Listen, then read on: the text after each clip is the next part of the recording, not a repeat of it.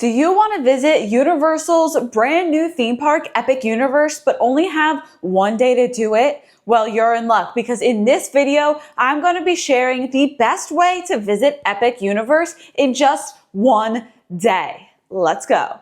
Welcome back to the Krystal Palace. In my last video, we talked about how many days you need for Epic Universe. And if you watched that one, you know that I recommend 2 days for Epic Universe. But of course, I do know that that's not the case for everybody, and that's not possible for everyone. And that's okay, because today we are here to share the best tips, tricks, and I'm even going to give you an itinerary based on wait time data of the best park plan for Epic Universe in just one day. Here's how to beat the crowds, ride all of your top attractions, and make the most of your time. Before you even arrive at Epic Universe and you walk through the Chronos, you're going to want to be prepared.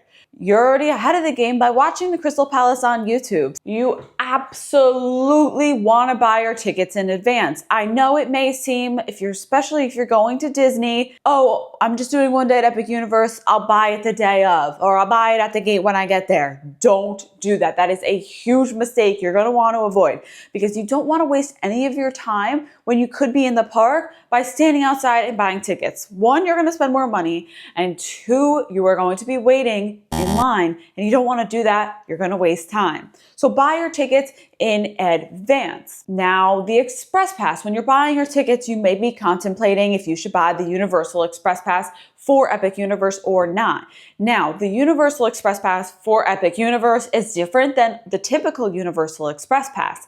The Epic Universe Express Pass allows you to ride select attractions one time only. You cannot re-ride. It is not the unlimited pass. It's just a single ride pass. It also does not include Harry Potter and the Battle at the Ministry, Minecart Madness, or Dragon's Racers Rally. The Universal Express Pass for Epic Universe also is not included in your Universal hotel stay if you're staying at Hard Rock, Portofino Bay, and Royal Pacific. So if you're staying there, yes, you get the Express Pass, but it's not for Epic Universe. It's for Islands of Adventure and Universal Studios Florida. So these are just some key things to keep in mind. Another little caveat is if you want to ride Stardust Racers, yellow and green, you can only ride either yellow or green with the Express Pass. You're gonna have to pick one. You can't ride both with the Express Pass. In my personal opinion, you should be able to do almost every ride with the Universal Express Pass. Plus, with the Express Pass, you do get priority access to the 2 shows in How to Train Your Dragon and Ministry of Magic, so that's good too. But it does not include meet and greets. So yes, the Express Pass, you'll be able to do a lot of rides with, but it's important to keep in mind, if you're looking and thinking you're gonna be doing Ministry of Magic with the Universal Express Pass, think again, unless you get lucky, which I actually did because my friends weren't able to use their golden, well, it's actually a black ticket, but to me in my head, it's a golden ticket of Epic Universe. If a ride like Minecart Madness or Ministry breaks down when you're in line, they might give you this black express ticket, and that will give you access, express access, to all rides of Epic Universe, including Minecart Madness and Harry Potter and the Battle of the Ministry. That's the only way you can get express for these 2 rides. And no, it is not available for purchase. You just have to get lucky, but I don't really want to say lucky because you're going to be waiting in line. The line's going to break down in order to get it. So that's the only way you could get express for those 2 rides. Now, the Express Pass is pretty expensive.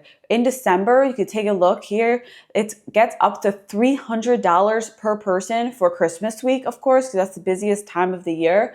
But even the beginning of December, it's $160 each, and that does not include your park ticket. So you're going to be paying for your park ticket, which will be, say, $160, and then another $160 per person for the Express Pass. That's really up to you. If you want the Express Pass, your day at Epic Universe will be more relaxed. You will be able to leisurely stroll through the park, besides, of course, for the rides that don't include the Express Pass, which I would recommend doing first if you have it. Compared to if you don't have it, you're gonna have to follow more of an itinerary and focus on getting all the rides you want done. I personally, I know it's a lot of money, but would go for the Express Pass for my first time at Epic Universe, especially if you're visiting during a crowded time of the year.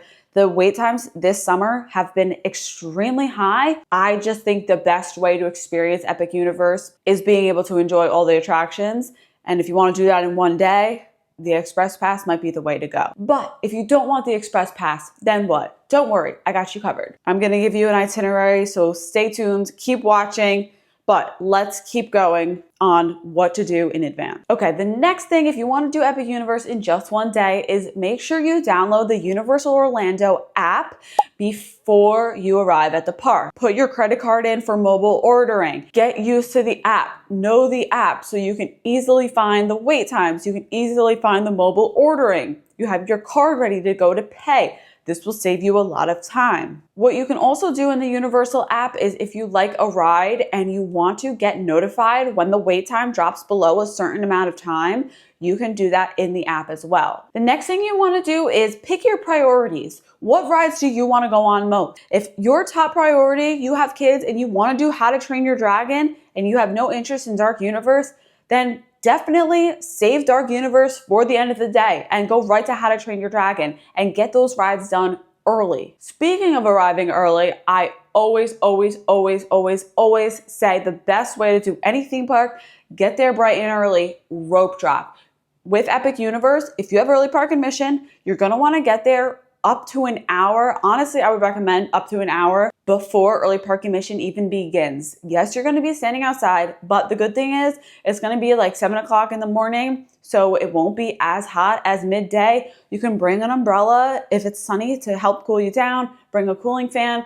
You're gonna be waiting, but you won't be wasting your park time, which means you're wasting money by standing in that line because the park's not even open yet. So this way you'll be some of the first people into the park, and it is the best way to rope drop. If you're staying at a Universal hotel, the buses start running to Epic Universe 1 hour before early park admission begins. I always suggest getting on that first bus. Or if you're staying at Stella Nova, Terra Luna, or Helios Grand Hotel, you can easily walk over to the park. The next thing you want to do if you want to visit Epic Universe in just one day is to understand the park's layout. Look at a map before you go so you're not walking into the park and being like, where do I go? What do I do? I have no idea what's happening. This is another part of being prepared. So Epic Universe has a wheel and spoke design. They have different portals and different worlds. You're going to start by walking into Celestial Park, which is the central hub. Here you have Stardust Racers and Constellation Carousel. Those are the two attractions. And then you'll see 4 portals that lead you into the other worlds of Epic Universe. Super Nintendo World, How to Train Your Dragon, Harry Potter and the Ministry of Magic, and Dark Universe. My plan for doing Epic Universe in one day is don't portal hop. Like, don't hop around. Don't go from How to Train Your Dragon to ride one ride and then say, look at your phone and say, oh, Monsters is 20 minutes. Let's run over there and then run back to Dark Universe. You're going to be exhausted and you're also going to waste time. You might as well just hop in line for the next ride next door and get this whole world done before moving on to the next land. So know your map, know when you walk in the park, which way you're gonna go, and that will help you out. Okay, now listen up. I did my research so you don't have to. I created a perfect Epic Universe itinerary based on wait time data to maximize your Epic Universe day and have the shortest line experiences. Here it goes. Before I tell you, be sure to give this video a big thumbs up and subscribe to the Krystal Palace right down below for more Epic Universe videos like this. Let me know in the comments if you want more of these informational style videos. When I tell you this itinerary, if your priority is something else, then you should definitely do that. The one thing you want to do in Epic Universe, if you say, Krystal, I can't leave without riding Stardust Racers, then you need to go there first. If you say, Krystal, I can't leave without riding Ministry of Magic, you need to go there first. This is just a general itinerary on how I would approach getting on every ride or almost every ride in one day. Here is the official Krystal Palace Epic Universe one-day ride itinerary. Okay, number 1. We're starting off by doing early park admission because if you watch the Krystal Palace, you know every video I always recommend early park admission at anywhere that has early entry, you are going to want to do it because it's the best way to maximize your day. So early park admission, if you're staying at a Universal Orlando hotel, we're going to start. Once again, we're going to get there. How early? 60 minutes early, at least an hour to 45 minutes before early park admission begins. We're gonna head right to Minecart Madness. And the tip with this is to go through the bottom. When you enter Super Nintendo World, you're either going to go up the escalator or the accessible entrance, which is an elevator, or you can go around the side. Around the side isn't that cool portal experience, but it will lead you right into the first floor of Super Nintendo World. And this is key. You get right to Minecart Madness, first having to go up the escalator to go back down the stairs to get to the first floor, because that's where Donkey Kong Country and Minecart Madness is. Then number 2, after you get off Minecart Madness, such a cute, fun ride, you're gonna head to Mario Kart, and it's gonna be about 30 to 45 minutes. So this is a little long, but this ride is consistently long throughout the whole day. So you're gonna wanna wait now, get it out of the way during early park admission, because this is a relatively short wait compared to what you're going to be seeing 70 plus minutes throughout the day. Then take a leisurely ride on Yoshi's Adventure. Now, this early park admission plan, I personally think is best, but it is going to be starting on the first floor, going up to the second floor, coming back down to the first floor. So if you're not a fan of stairs, they do have elevators. Just keep that in mind. By the time you get on Yoshi's Adventure, early park admission is probably going to be ending at 9 a.m. So now the park will be open for everyone. I would suggest going over to How to Train Your Dragon Isle of Berk. You're going to shoot right across, right through Celestial Park and head to Isle of Berk. Now, you can either do the Toothless Meet and Greet, which is always a very long wait, but if you do it at Park Open, that's your best chance of waiting the shortest, because another attraction that is consistently long line throughout the day and does not accept the Universal Express Pass is the Toothless Meet and Greet, extremely popular. Or if you want to do all rides, you go for Hiccup's Wing Gliders. This should be 5 minutes to 15 minutes at 9:30 in the morning, right when the park opens, because a lot of people go right to Nintendo World or Harry Potter. So I like starting my day off or after early park admission in Isle of Berk personally. Then you're gonna go to Dragon Racers Rally, which should be about a 30-minute wait. This is a very low capacity ride, so 30 minutes is pretty good for it, and it'll be about 10 o'clock in the morning then. You're gonna wanna get on Fire Drill, especially if you're visiting in the summer. This line it's been up to like 100 minutes this summer for Fire Drill. Very popular attraction, because everyone wants to stay cool in the Florida heat. And you're gonna do Fire Drill right before lunch. Now, another thing we're gonna get into after I share the rest of the itinerary is food break tips. I personally always eat early. The lunch spots will open pretty much at 11 a.m. I always try to eat around then, because you don't wanna be waiting in line to get lunch. We'll share more about that in a little bit. So you're gonna eat. Then you're gonna go on the Constellation Carousel, because I'm not gonna put you on Curse of the Werewolf so you can, after you eat. So take a little chill ride on the Constellation Carousel. Midday should be about 10 minutes. Then you head to Monsters Unchained. The Frankenstein Experiment will be less than 30 minutes midday like this. I love this ride, very high capacity. It keeps moving. Probably my favorite ride in the park. Then hop on Curse of the Werewolf, so you have Dark Universe done. Then head back into Celestial Park, hop on Stardust Racers for a nice coaster ride. Before sunset is usually the lowest wait time, because people usually wait for the sun to go down to ride both Stardust Racers and the Constellation Carousel. So if you don't mind and it's not your top priority to ride both of these rides when the sun sets, then I would definitely do it right before sunset around like 2 o'clock. Should be a short wait time. And then last but not least, honestly, it's gonna be long anytime you try to ride this attraction. I would save it for last. Ministry of Magic. All day, it's gonna be a long wait, especially in the morning now. That's why I didn't put it first, because the morning, everyone runs there first. I personally would wait until later in the day. In my experience, I have seen the wait times for Ministry of Magic decrease significantly from the morning to nighttime. But once again, if this is the one ride you want to ride, do it in the morning. Okay, now I mentioned food tips. Here are some tips when eating, because, it's fun in the theme parks, and sometimes you're having so much fun you don't want to stop and eat, but you have to. It's essential.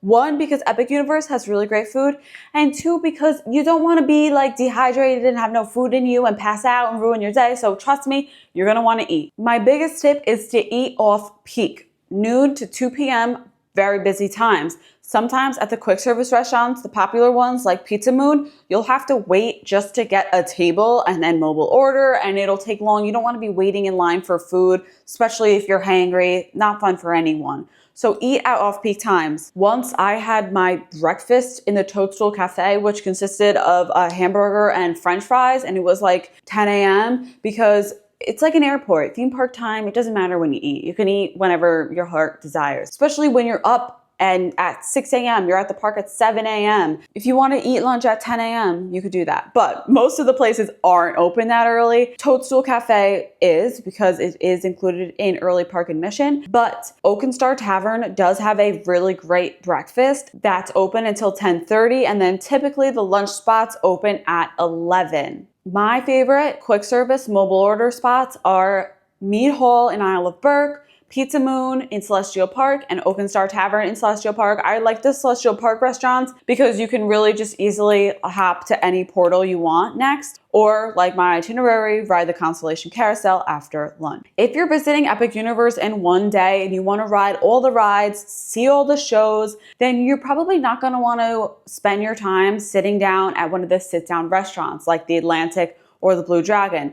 They're great restaurants, serve great food, but you kind of want to be quick and just grab a bite to eat in the middle of the day if you're trying to do everything in one day. Because Epic Universe, you know, he says, oh, yeah, it has 11 rides. It's not a lot, but the crowds, you're going to be waiting. There's so much more beyond the rides too. Shows, experiences, power-up bands, meet and greets, wand activities, shopping. It's going to be a full action-packed day. Another thing you want to keep in mind is you are in Florida, so it might and most likely will rain, especially in the summer. So you might want to save like Monsters Unchained for the afternoon because that's an indoor show. If you want to ride, like I said, if you want to ride Stardust Racers, that's your top ride. I would do that in the morning because if it starts thundering and lightning, that will close. All the outdoor attractions will close if it's thundering and lightning. And this is also the hottest point of the day. Then it's nighttime, and Epic Universe at night transforms into a totally different park experience. They have some incredible lighting effect and features.